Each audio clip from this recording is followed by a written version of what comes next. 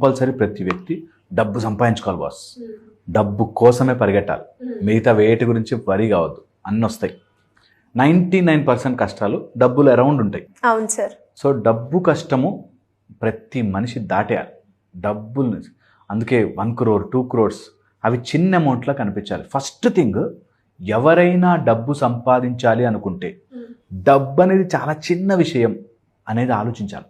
ఇది మీరు నిజంగా నమ్మి చూడండి, నా మాటగా నన్ను కొంత ఫాలో అయితే నన్ను ఈ మాట డబ్బా వస్తుంది బాస్ నా దగ్గరికి అనే ధైర్యంతో ఉండండి. ఫస్ట్ థింగ్, వచ్చి తీరుతుంది డబ్బు.